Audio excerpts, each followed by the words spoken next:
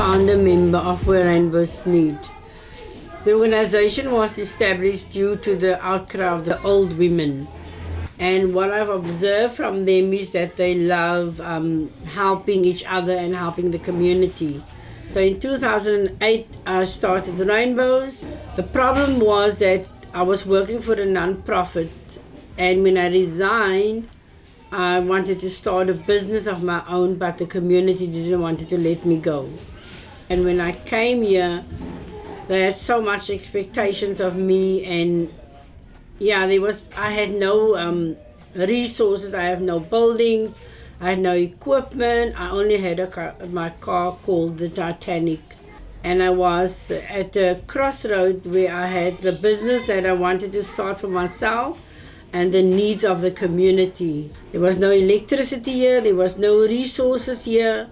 It was just an old rusted container. So from the one Titanic to the other Titanic, it was really a battle for us.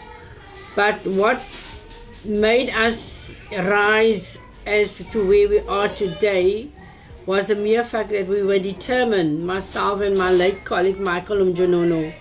He was a youngster from Vrygrond, and he also had a great passion to really do something within his community, and especially amongst the youth.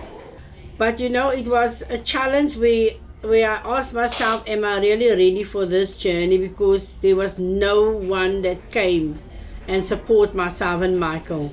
We would sit here for days without water, without food, because there was nothing here on the property.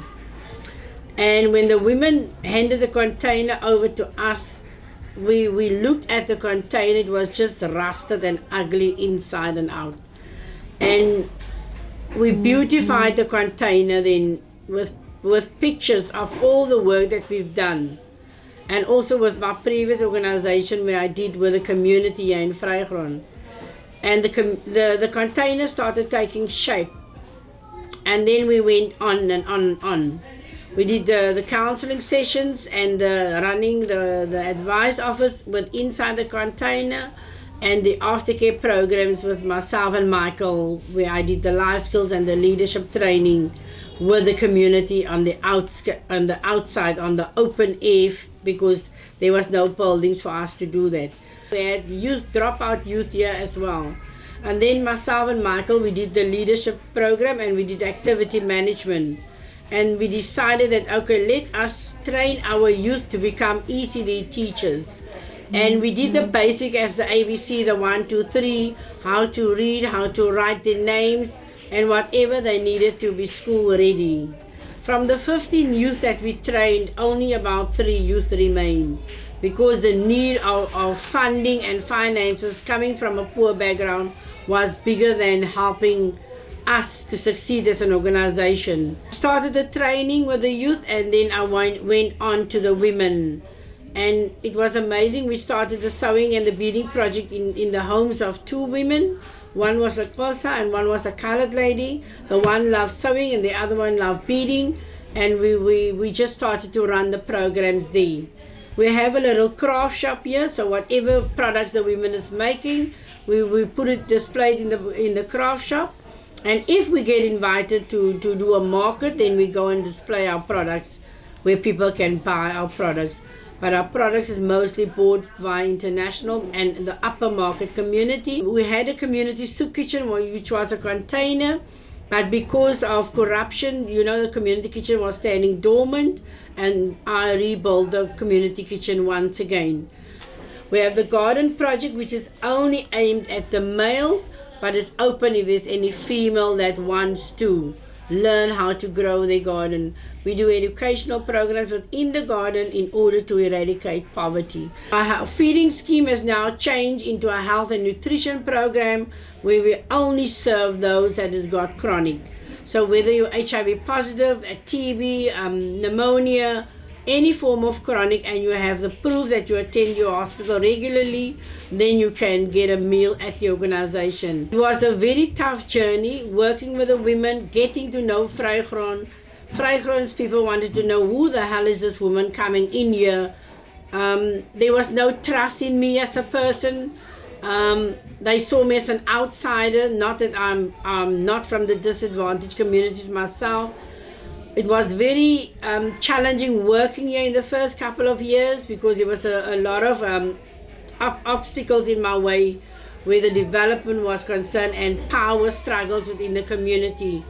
But 11 years later, Rainbows has become a very successful organization with all the needs that the community has requested.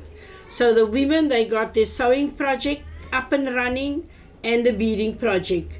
The women requested that there's youth development programs, and that is up and running here in Rainbows. We have our soccer program, we have the dancing program, and then we have our computer, life skills, work readiness program, which the youth can be empowered. Even if they do drop out of school, they can still manage to enroll by us, and they can further the education, which means when they finish high school, we try and place our students, once they complete matric, into the colleges where Falls Bay, Seapoot, whichever university or college they register themselves in, and that is accepted within those colleges.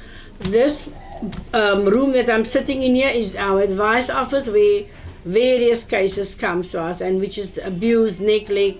It's purely advice as to further education. It's advice where grandmothers would come and say, my daughter's in drugs, how can I go about in removing the children from them and applying for the social grant with them. Because I'm registered with the Department of Social Services as a social auxiliary worker, that is my actual passion, is to deal with those cases. And although I'm the director of the organization and the founder member, this is a very special place for me to be in and to bring the changes and to see that I could make a difference in the lives of those children. Everybody that is coming to Rainbows or wants to volunteer must be screened via this office. And we know exactly the challenges the community is facing. Vrygroen is supposed to be the oldest informal settlement in the Western Cape, but Vrygroen has not been blessed enough with all the support from the government as per se. And that is why we have so much protests and anger and frustrations when people put up dwellings that is illegal and the government remove those dwellings, not knowing or thinking where should the parents and the families go to. So it's a lot of pain in Vrygroen, it's a lot of anger and frustration, and it's also a lot of beauty in Vrygroen, where we know that most of the time, if the one youth has fallen, there's another youth that is rising.